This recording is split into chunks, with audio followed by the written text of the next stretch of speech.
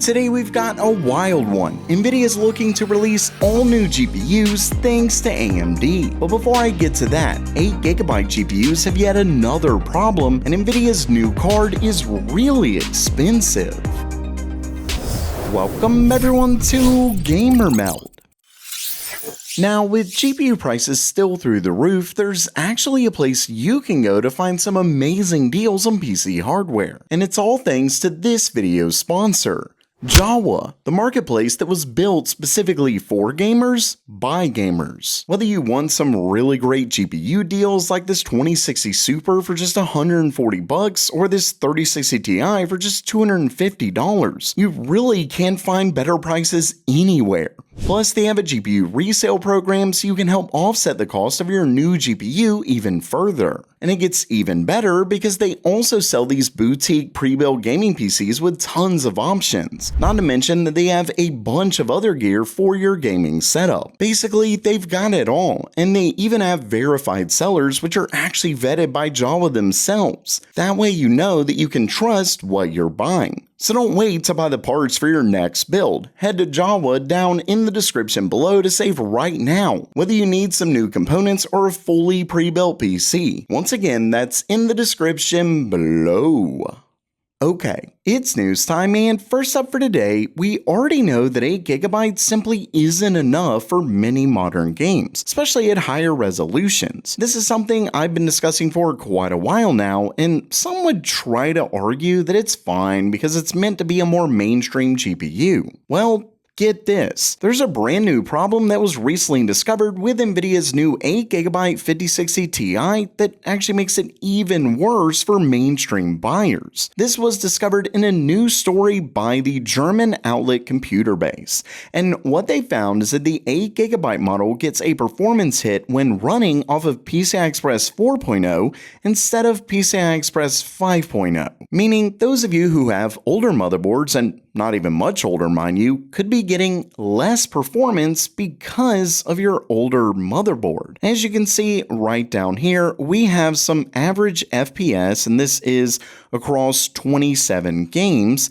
And for starters, you can see we are comparing the 16GB 5060 Ti to the 8GB model, and as you would expect, there is a drop in performance, but we also have a comparison with both of these GPUs across PCI Express 5.0 and 4.0. And with the 16GB model, you can see that there's no performance drop, but when moving from PCI Express 5.0 to 4.0 with the 8GB model, there is a performance difference.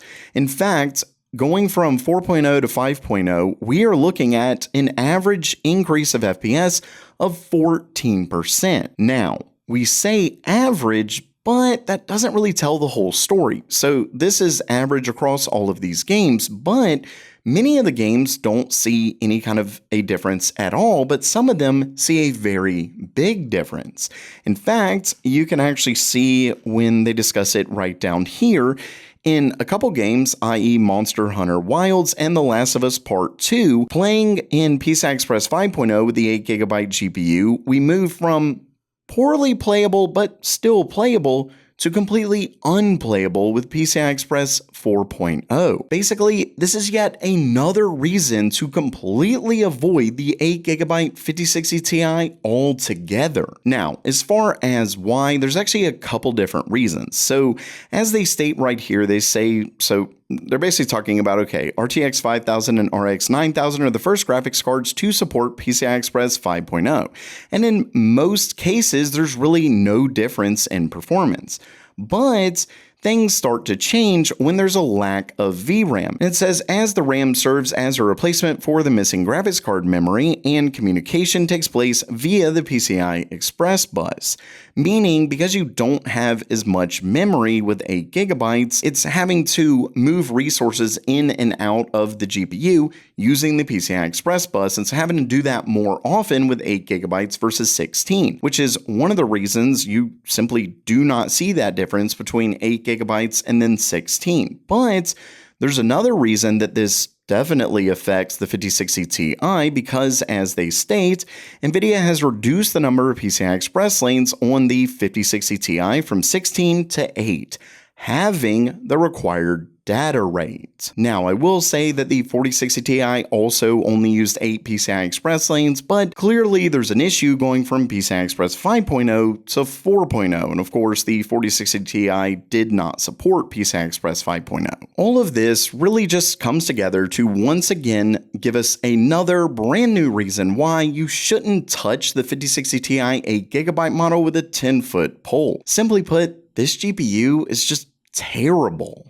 And next up for today, speaking of terrible Nvidia GPUs, we now have the pricing on their upcoming RTX 6000 Blackwell GPU. Remember that this is the card that actually has more cores than the RTX 5090 and also comes with a whopping 96 gigabytes of GDDR7 error correction memory. So it's a beast. Unfortunately, that also means a beastly price. Because as you can see right here, it says, so for starters, it hasn't technically launched just yet. You can see that it still says coming soon on Nvidia's website, but you can see that some retailers already have it in stock. Unfortunately, the lowest price that they were able to find is a whopping 8,982 euros. Now, that does include a 21% VAT, but still, that is very expensive.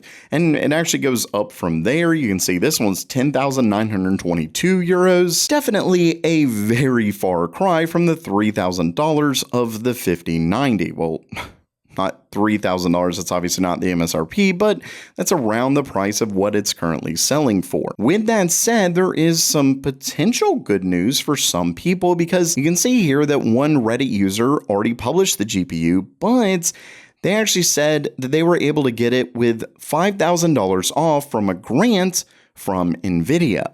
So that's definitely positive. I mean, we are talking essentially half off, though don't forget that if you were somehow able to get this grant, we're still talking $1,000 to $2,000 more than what the 5090 is currently going for, and while it does have more cores, we aren't really expecting too much of a performance increase over the 5090 in gaming. So if gaming is your goal, I definitely do not suggest this GPU, obviously not at this pricing, but even with $5,000 off, it's still definitely not worth it. With that said, if you're looking at this for something like AI, the increase in memory could make it a decent buy. Then again, with the increase in wattage to 600 watts, you might have to buy one of our new flame tracing t-shirts at meldstore.com.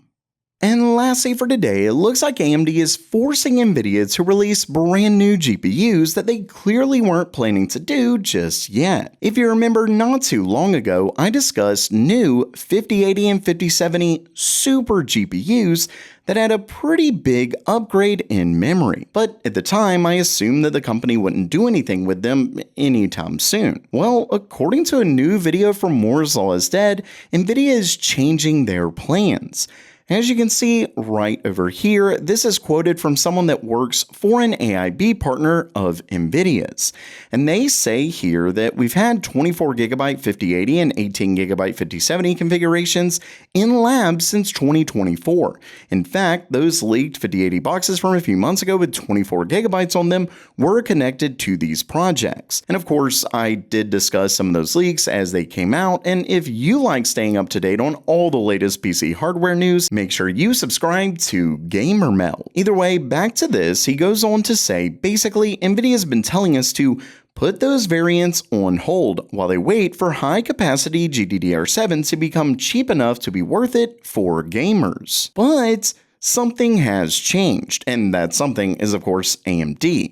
It goes on to state, however, this week we were told that the Super Series is likely happening in 2025, and that we should be prepared to finalize some highly overclocked variants of GB203 and GB205 as the 5080 Super 24GB and 5070 Super 18GB. He then goes on to state that if this plan moves forward, it's not 100%, so we aren't definitive about this or anything like that, it's not guaranteed, this of course is a rumor anyway, but it's definitely not surprising if it does end up being the case. Either way, if they move forward, it's estimated that the super cards will be 7 to 15% faster than their non-super brothers. And of course, these cards are set to come with the same amount of cores as their non-super variants, which means that this 7 to 15% faster is strictly coming from both obviously the memory increase as well as a pretty decent jump in clocks. And here's the big thing here, pricing is still undetermined, but